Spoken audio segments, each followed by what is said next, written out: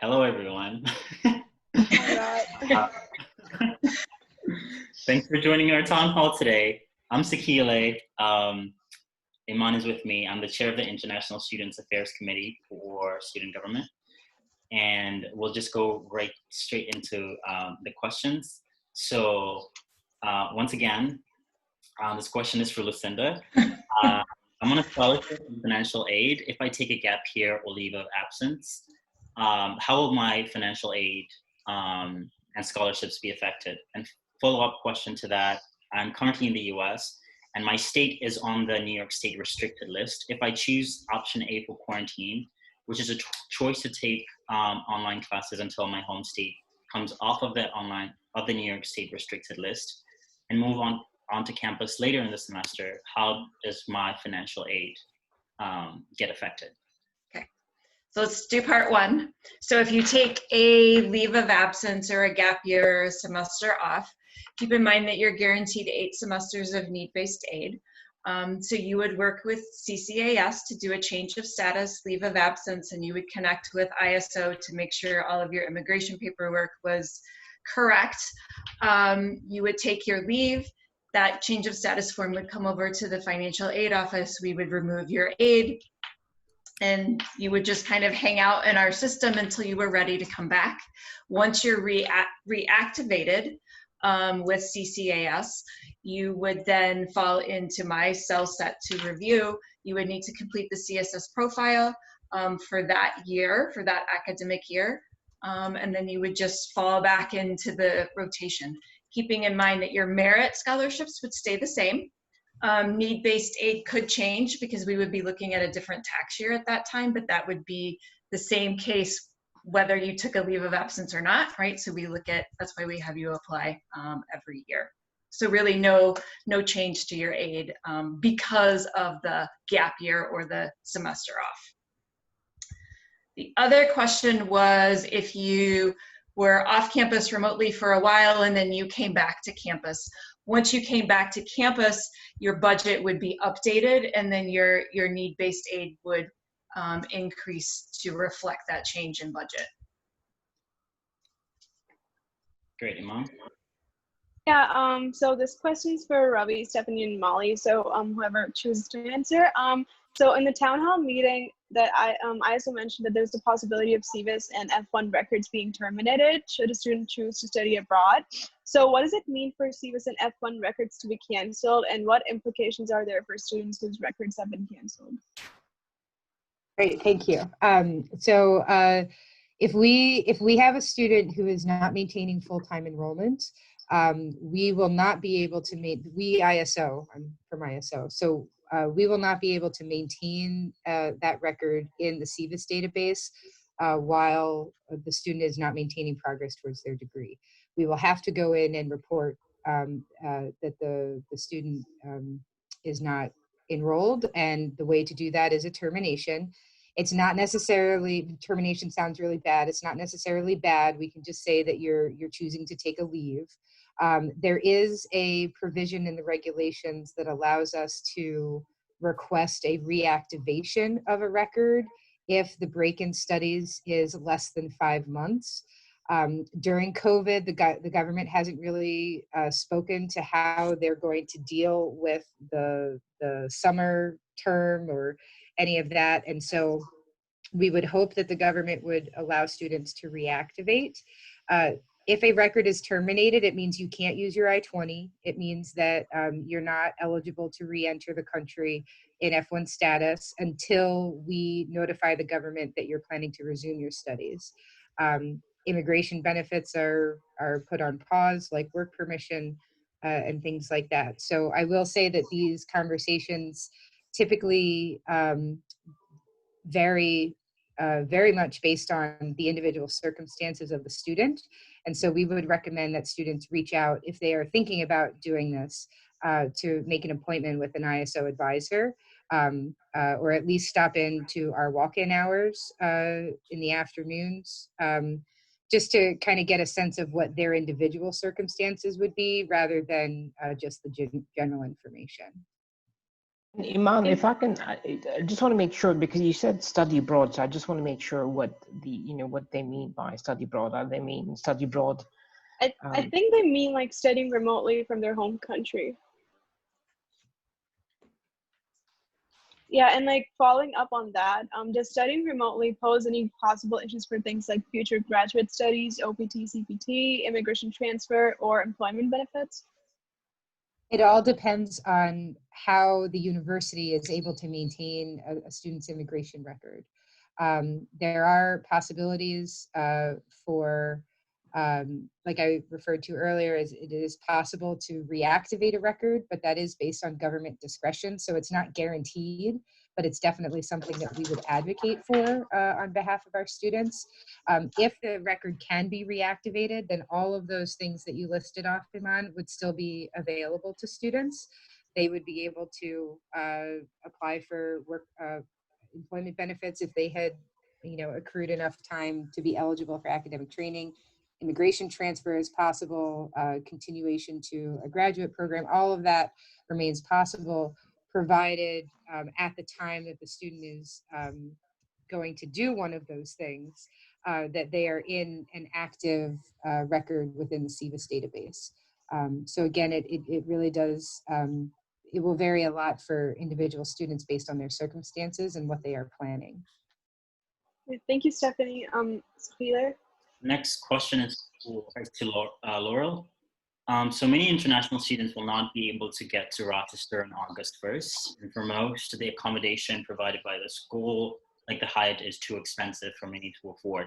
So the question is is there a possibility of the university offsetting the cost of quarantine for financially disadvantaged students who can't make it to campus on August 1st?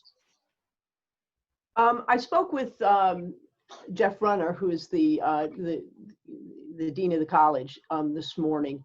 And what we've decided to do at this point is, for those students that do have the opportunity to come, please go into the Residential Life website and make arrangements for you to do your quarantine on the flexible option one down at the Hyatt. I know there's a $99 a night charge associated with it. He was going to be working with the university to see what options are available there. And obviously they'd be working with, Molly Jolliff, who's on the call, and we'll figure out what we've got to do. Okay, so please, if you think you stand any chance of getting in, please go in. Let's get a reservation for you, and we'll work out the details. Sounds good. Is there a deadline, still to Laurel, is there a deadline to notify housing when a student is supposed to come back to campus in the fall? And is there a specific move-in date for international students? There's not a specific move-in date for international students. If you are making a decision on, whether you're going to return, whether you're going to, you're going to defer, if you're going to go take a leave of absence, you're going to, study remotely, and it's, you're not going to be taking, using your residence hall space, let us know. That's important. We'll take care of bill related. If you want to hold on to, there's a possibility you might get your, your visa appointment. If there's a possibility of you coming, we'll hold on to that space for you, while you're trying to make that decision. Once you know something, let us know. Whether you're going to arrive, let us know there. Whether you're not going to, let us know, okay? We will prorate everything to make sure that you're not getting charges. I know we're working on some plans right now. We know that some students at certain points during the semester will be clear. And what we're trying to do, particularly for new students, trying to group you together so that we might be able to do some kind of quick orientation. You're coming in, you'll arrive in the middle of the semester and things are in full speed. Well, we want to be able to try to bring you in as a group and, and gather together the necessary folks from around the, the university to kind of help you get your feet on the ground. So more information will follow on that as we continue to discuss what those might look like. And just a last follow-up to you, Laurel, quickly. if a student chooses to cancel their housing and dining plan in the middle of the semester, say there's an outbreak again that happens, the student decides that they want to leave home, what are the implications for the costs of housing that they will incur? Like, will they still have to pay for the full duration of the housing, or are there prorations that would be accommodated? I believe we would be doing prorations. Okay. Especially if it's involved, you know, an outbreak of something, that's going to happen. You know, we're certainly going to do our best to try to keep everybody here while it makes sense. We have provisions in place. You know, should there be, you know, some cases of, you know, of COVID that do break out, to put students in quarantine and isolation, trying to get them away from the rest of the student population. So we got a lot of things that we're working on. We're doing our best to try to keep everybody here, okay, and keep everybody safe. That just means all students, when they come, make sure you wear a mask, follow social distancing, wash your hands, hand sanitizer. All of those things are really going to be important. You know, it's just hyped up. New York State has done really, really well during this pandemic, and we want to keep it that way. So it's going to require you and all the rest of the students to do all those things for us to stay healthy and still continue to be present for instruction. Iman? Okay, Stephanie, this one's for you. What is the university doing to support students who are unable to return to the U.S. due to like travel bans, but need to complete senior capstone courses that require an in-person component? So I think this I'm going to tag team this one with Molly, I think, because from an immigration perspective, we're definitely going to be maintaining records and things like that, making sure that students understand what their options are in terms of their long-term planning. But from the academic standpoint, in terms of satisfying the capstone requirements, I'm going to pitch that one to Molly. Yeah, thanks, Iman. That's a great question. That is going to go back to your individual department. So individual departments make the requirements for the senior capstone projects, and they also have the flexibility to change those. They've all been instructed that everything should have an online option for our fully online students, and or they may ask that you do this in the spring if it's likely you can arrive in the spring. So each department may be handling this a little bit differently, but there should be an accommodation made for our online students. So reach out to your major department or minor or wherever that requirement is. Thank you, Molly. Sophia? So gonna circle back to Lucinda. So many students will decide to take a gap year for fall 2020 due to travel bans or safety reasons, and then return in the spring. Considering that the school will still provide courses during summer 2021, is there any provision that could be made for financial aid to overlap through the summer of 2021? So at this time, we don't offer financial aid for summer classes. Our aid academic year is fall and spring. So as far as it goes right now, the answer to that question is no. But as we know, things change rapidly, and depending on how this plays out over the course of the next 6, 7, 8 months, right? That could be a very different conversation in the spring. But for the answer for right now in this moment is the answer is no. There is no need-based aid over the summer. A follow-up to that is that if my financial circumstances have changed drastically because of the pandemic, and after I submitted my I-20, how do I appeal financial aid, and how does financial aid evaluate those appeals? So I think we have an appeal process in place, and there has to be a significant long-term change in income and financial circumstances to go through the appeal process. Typically things, since we're looking at 2 years prior, we like to have a completed tax return or wage statement in the case of my international friends here, so that we have a really complete picture of what finances look like for that year.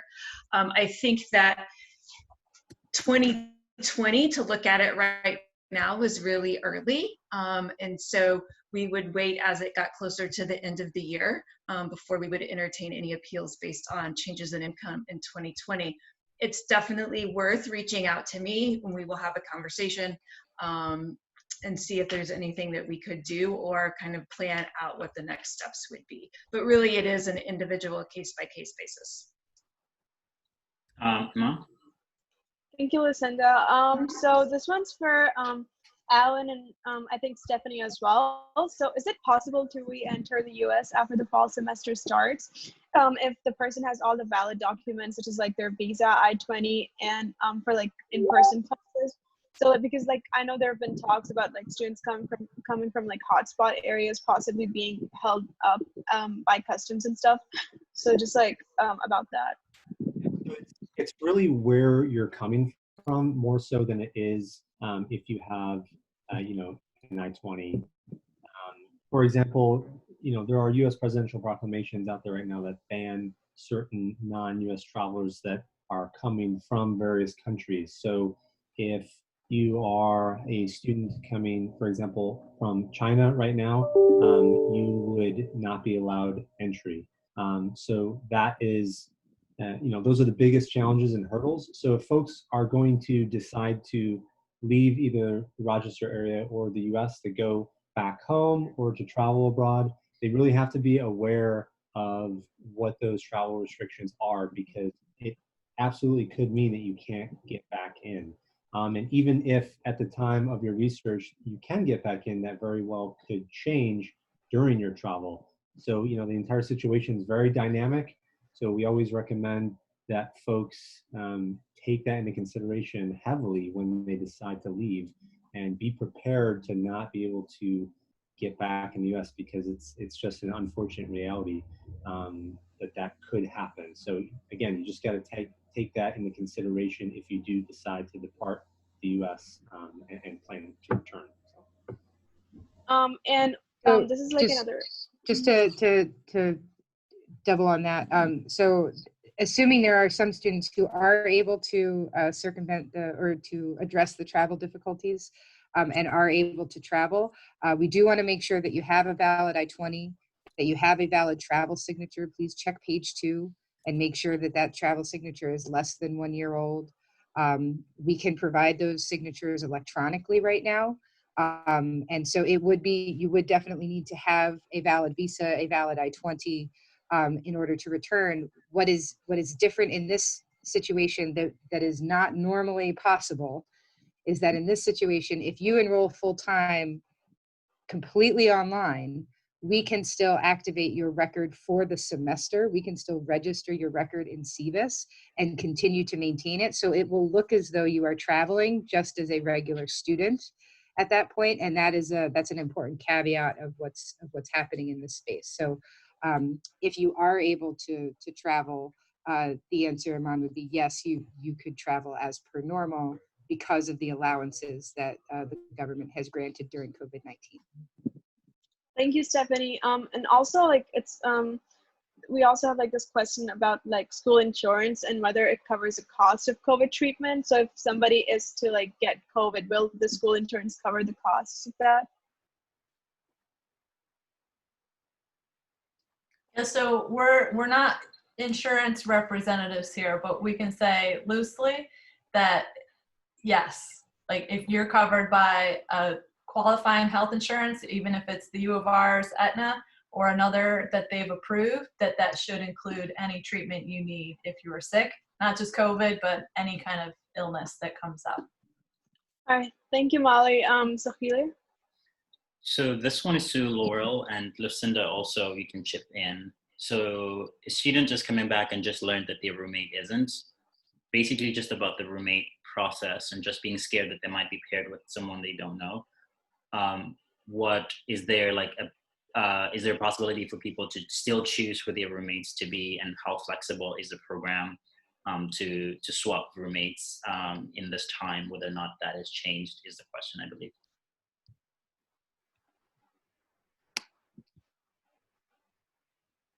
think you're muted, Laurel. No, okay. Yeah, I think we can probably, if you know somebody else, okay, you've heard that your roommate is not coming, and you know somebody else, I would need to hear from both of you that say, oh, we really, really want to live together. We should be able to do that, but in order to make that happen quickly, you need to let us know quickly. There's some concerns about when you're going to arrive. I can't have both roommates arrive on the same day. Some of those kinds of things I have to consider as well. And if we're not able to do it before, then we'll see if there's a possibility after you arrive to maybe kind of get you together.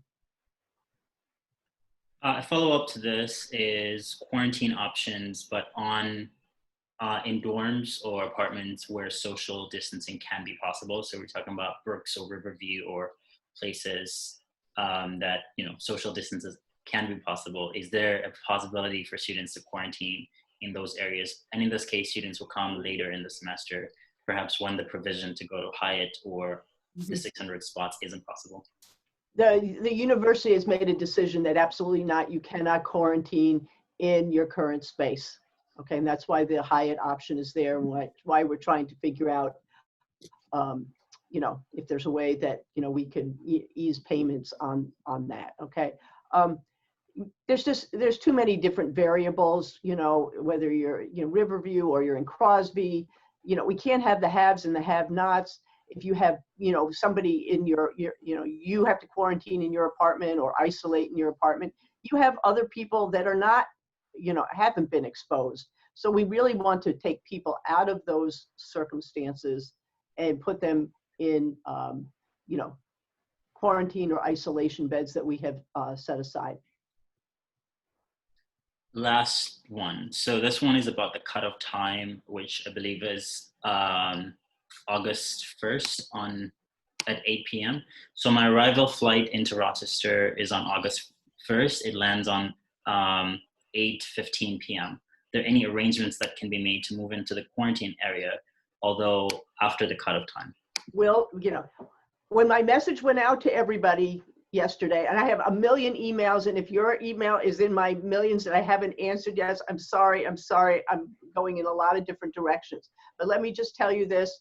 What I put in the email is, get here by 8, just trying to get most people to try to focus in there. If you can't, just let us know. We will work with you.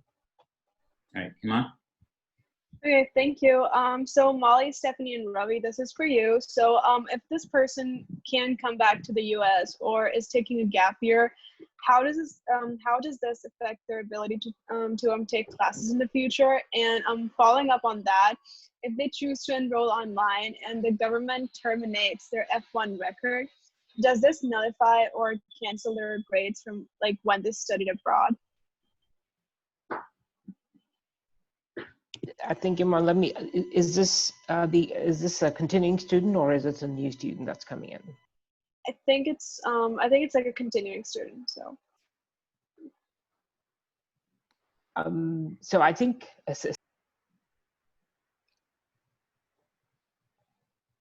You're muted on that one. Did you? It really depends on whether the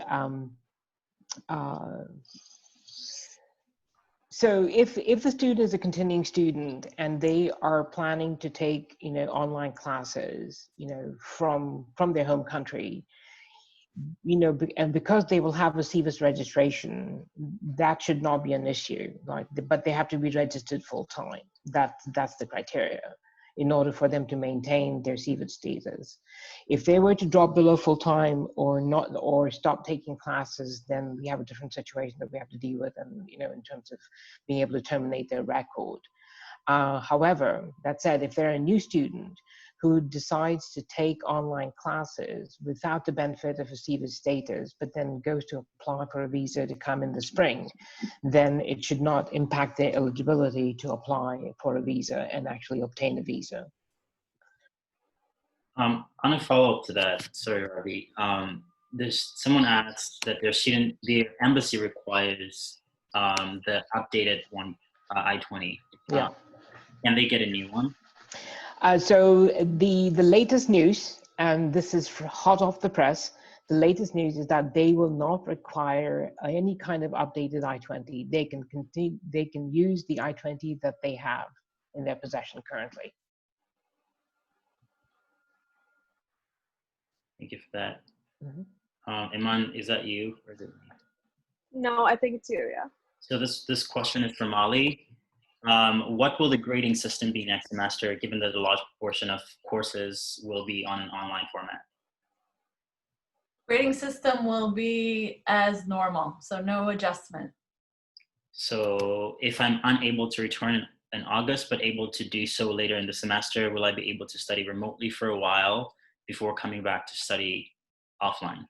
Yeah, that's really the only option. If you're going to arrive at some point during the semester, you must start online so that you're in the course, registered, and able to come and pick up the course in person when you get here.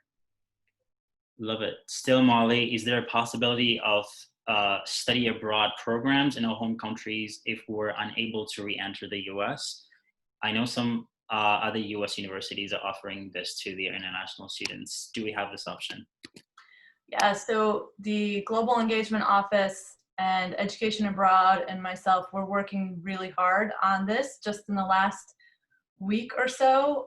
We're starting with institutions in China to make agreements with them so that students can study locally in China based on where they are located in China and also what their academic program is. So the best match for them physically and academically.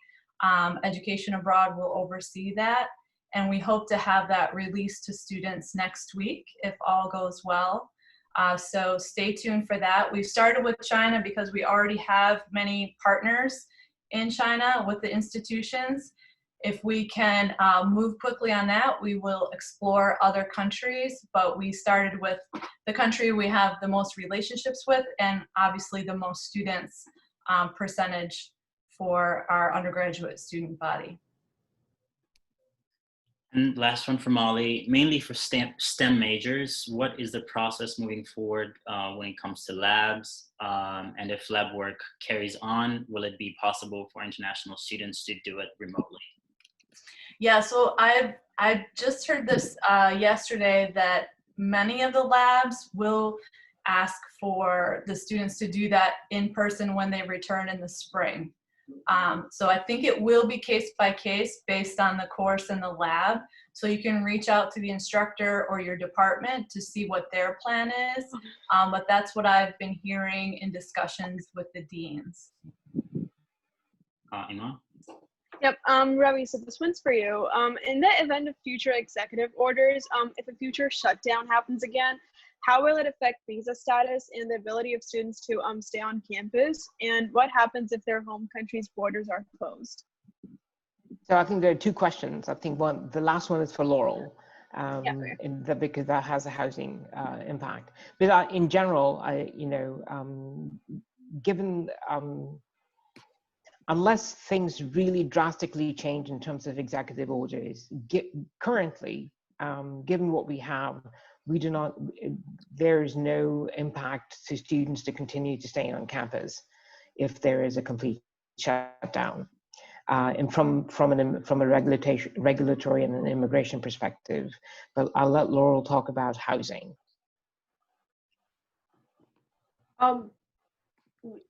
If we'll for international students that are unable to go home, we will provide the option to stay. There may be some sort of a process where you'll have to appeal, whatever. But our policy has been, if you're not able to go home, we have to take care of you. So we will not kick you out, that kind of thing. So we know that the winter stay period is going to be at least about 7 weeks. So we'll keep you there. We'll work through this, folks. And Imana, let me just sort of also add, I think it really depends on the nature of the executive order, right? And so I think we will have to really carefully look at what the executive order really states. Just a caveat. Yep. Okay. Thank you, Ravi. Sophia? I want to circle back to Ravi. Actually, there's a question about a student who's a resident at Eastman Dental on an F1 visa. So I'm from Canada, from a town just 2 hours away from Rochester. My family doctor is there, and I was planning on continuing medical care in Canada. Is there a letter or special permission I can obtain in order to waive the mandatory quarantine both at the Canadian border and by the University of Rochester? I think, Alan, you may want to answer that question because there was a decision made about Canadian students. Yep, I don't think the decision's quite yet made, but we are looking at whether there can be some exemptions for Canadian students who arrive by vehicle. So I expect that will come out in just the next few days, so probably early next week. But I believe that question will be answered very soon. This one's for Lucinda. If you start the fall semester remotely and are able to join in person at some point, will you be able to use part of your financial aid for the expenses you have, like for food, while in 14-day quarantine? So I'm trying to clarify exactly what the question is. So trying to use your expenses from quarantine to increase the aid, is that the question? I think what they mean is using financial aid before the official start of the semester, or because they wouldn't be here for fall semester. So your aid is going to be based upon, if you're studying remotely, your aid is based upon a commuter package with the commuter budget that includes all of the different components of the cost of attendance. If you then come to campus at some point in the semester, that budget and your aid would increase to help cover those costs. We're not going to cover the cost of quarantine or expenses occurred during quarantine with financial aid. Does that make sense? Yep. Stephanie, this one is for you. I'm a rising senior that's planning to graduate in the fall of 2020. I understand that F1 status students have to return back to campus since our school is hybrid.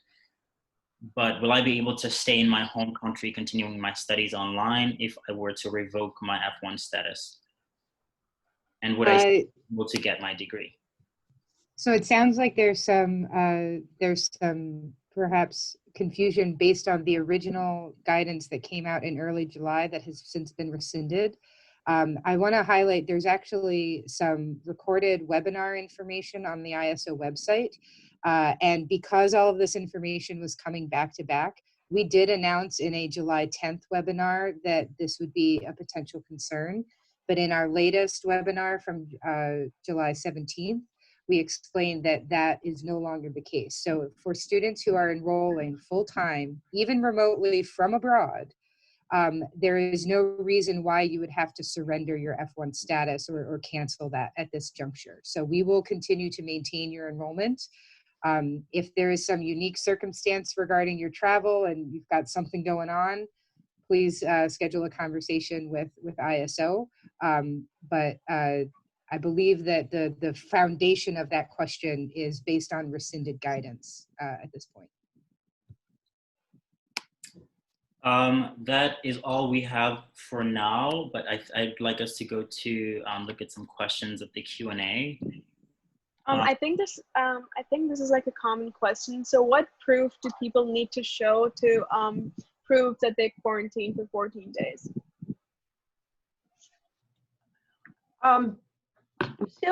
We're still waiting for, there's a form that the university's attorneys are drawing up. It's called an attestation form, okay? And it's going to be available, I'm sure, on the Rochester Restart page, as well as the Residential Life webpage as well. You'll have, I'm not sure what they're going to ask for in terms of proof, okay? But some suggestions that we are offering up to students, just in case, your plane tickets that says you arrived in New York, or, if you're not, didn't come by plane, can you, get gas when you hit the New York State border, buy something in New York State when on the first day that you're here, so that you have a receipt, something that proves you touched base in New York State. The form typically, I expect, will either be, maybe signed just by the student, but if you're staying with, family or friends, where, this is sort of on your honor here a little bit. Family or friends that are hosting you, they may have to sign the form that they hosted you for that period of time. Okay, it's a little gray. And also, I feel like a lot of graduate students seem to have like the same concern. So if their visa application is delayed and they cannot arrive in Rochester on time, is it possible to study online for grad students as well? So this is part of the new guidance that came in just this afternoon that ISO is going to be analyzing in the immediate term and getting that information out. From the initial view at this juncture, what it is likely going to shape up as is if a brand new student is able to enroll and thinks that they might be able to arrive in the middle of the semester, there are university considerations around timing and logistics and quarantine and all of that stuff. But strictly from an immigration perspective, it would be possible for that student to register online and then arrive later in the term, provided that there is still some sort of in-person component that they will be completing upon their arrival in Rochester. And what we're trying to figure out, and we will put clarifying language around, is exactly how much of their fall enrollment will need to be subject to that in-person requirement. So please stay tuned while we kind of evaluate the guidance that has just come out today. Okay, thank you, Lucinda. You have something to say about, sorry, I have a question. I think this one is to Ravi. Do we have any information regarding embassies opening around the world?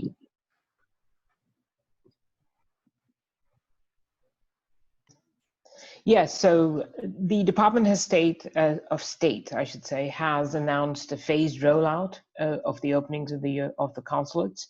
So far, I think we know that Korea, Taiwan, Hong Kong, I think Cyprus, and Vienna consulates are open. And Germany. And sorry, the consulates in Germany, yes, thank you. We're still waiting to, the consulates and embassies in China and India are still closed. They have not announced when those will be opening as of yet, but we're still trying to find out where the Department of State, what the plan is.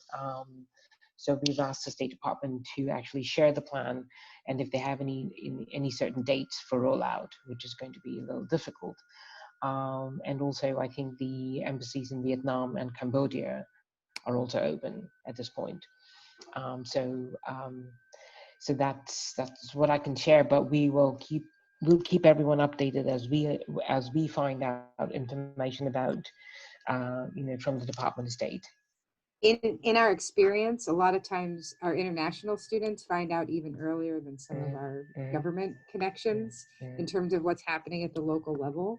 And so if you are able to secure appointments and things like that, but you're concerned about documentation needs, please just follow up with ISO. We are prepared to meet you wherever you might need to be. Yeah, and if I can put a plug in, and we can probably use, Stephanie, if you can share the link, is that if you can go to our UR campus, there's an e-form that we are asking all students to complete, which asks for their